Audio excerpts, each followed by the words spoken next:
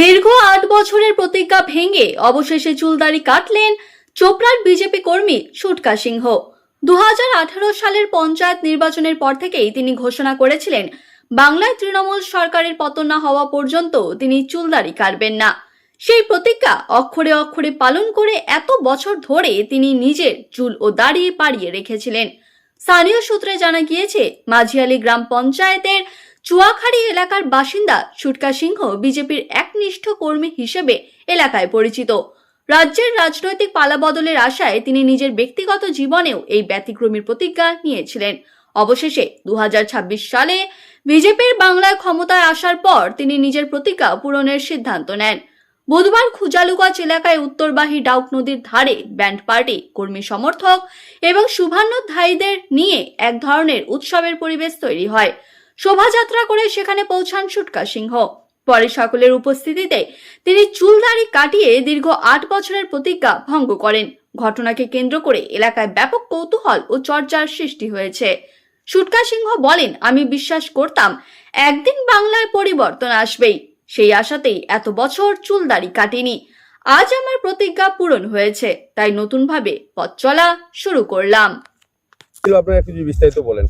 আমার প্রতিজ্ঞা ছিল 2018-তে যখন আমি পঞ্চায়েত সমিতিতে দাঁড়াইছিলাম, আমার বউ দাঁড়াইছিল, তো বিভিন্নভাবে ওরা ছাপা করে ভরছিল, অনেক কিছু মারপিট ধমকাধমকি করেছিল। ওই দিন থেকে আমি একটা প্রতিজ্ঞা নিয়েছিলাম যে বিজেপি পশ্চিমবাংলা যতদিন ক্ষমতায় না আসে ততদিন যে আমার বাবা মারা যায়, মা মারা যায়, পুষ্টিজি কেউ মারা যায়, অনেকে গেছে, আমি চুলদাড়ি কাটিনি, আমি কাটবো না যতদিন ক্ষমতায় না আসে। এটা আমার প্রতিজ্ঞা ছিল। আজকে 2026-এ পশ্চিমবাংলা বিজেপি ক্ষমতা আসলো, আমি এই জন্য খুশিতেই চুলদাড়ি কাটছি। এই জন্য আমার জন্য বহুত লোকজন আমাদের আজকে এই অনুষ্ঠানে যোগিত দিচ্ছেন, খুব আমাদের আনন্দ দিয়েছে। প্রতিজ্ঞা কেন? হ্যাঁ, এত দৃঢ় প্রতিজ্ঞা কেন করেছিলেন? এত দীর্ঘ প্রতিজ্ঞা করলাম এই যে কাটার জন্য না। এটা হচ্ছে কি, কয়েকদিন আমি চিন্তা করলাম, গ্রামে গ্রামে বুধে বুধে বিজয় মিছিল হচ্ছে, সমস্ত অঞ্চলে বিজয় মিছিল হচ্ছে। আমি চিন্তা করলাম আমি কয়েকদিন দেরিতে করব। এর মধ্যে কতটা আমার আশা ছিল যে সাধারণ মানুষের খালি চুলদাড়ি কাটলে তো আমার হবে না।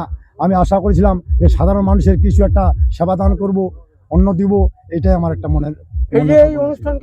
এখানে অনুষ্ঠানে সকালবেলা ছিল সমস্ত লোকের আমাদের এই চানা ঘুগনি মুড়ি নিয়ে খাওয়া দাওয়া চলছিল। এই অন্য কিছু পান ফুড়ে এগুলো তো আছেই, তার মধ্যে এখন চলবে খিচুড়ি প্রসাদ। তার সঙ্গে ব্যান্ড পার্টি নিয়ে আবার শোভাযাত্রা করেছে। হ্যাঁ, ব্যাংক পার্টি নিয়ে সমস্যা করেছি। আনন্দের জন্য। 8 বছর ধরে আপনি এই যে কঠোর একটা প্রতিজ্ঞা নিয়েছিলেন, মূলত কি কারণে?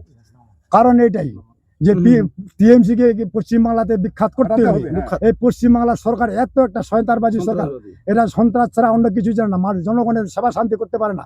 এরা খালি একটা জানে সন্ত্রাস, টাকা চুরি, কয়লা চুরি, বাইলা চুরি, এগুলা এটা জানে। তো চুলদাড়ি রাখতে সমস্যা হয়নি দীর্ঘ 8 বছর? সমস্যা, আমি প্রতিজ্ঞা করেছিলাম যে 2018-তে আমাদের যখন আমরা জিতেছিলাম, সেই ভোটটা কেড়িয়ে নিয়ে পশ্চিমবাংলায় 5 বছর 15 বছর রাজত্ব করলো, তারা ওইটা সহ্য করতে যেতে পারে, আমাদের চুলে রাখতে এটা কোনো সমস্যা হয় না। শোনা গেছিল নির্বাচনের ফল ঘোষণার পরেই আপনি প্রতিজ্ঞা করেছিলেন? হ্যাঁ, 2018-তে। না, শোনা গেছিল এর মধ্যে আপনার আত্মীয় কোনো মারা গেছে, আপনার ঠাকুরদা না? হ্যাঁ, আমার ঠাকুরদা মারা গেছে। আমার জেঠিমার যার, আমার ঠাকুরদার বয়স ছিল 109 বছর বয়স। সেই সময় আমাদের আত্মীয় স্বজন পাড়াপড়শিরা সবাই বলেছিল যে তোমাকে চুলদাড়ি কাটতে হবে না, তুমি ঠাকুরদার পিণ্ডে জল দিতে পারো না, মুখ দিতে পারো না। আমি সবাইকে জিজ্ঞাসা করছিলাম, আপনি যদি জল দিতে না পারি, আমার একটা ঠাকুরদা, তাহলে আপনারা দেন, কিন্তু আমি চুলদাড়ি কাটবো না। পশ্চিমবাংলা যতদিন বিজেপি ক্ষমতায় না আসে। আপনি অটল ছিলেন? হ্যাঁ, ঠিক। আপনার নাম? আমার নাম সুক্তা সিংহ, বাড়ি চুয়াখাড়ি ডাঙ্গা। আর দলের কোন দায়িত্বে আছেন? দলে আমি ভাইস প্রেসিডেন্ট মন্ডলের। 2018-তে আমি ছিলাম শক্তি কেন্দ্রের প্রমুখ, এখন ভাইস প্রেসিডেন্ট। ধন্যবাদ।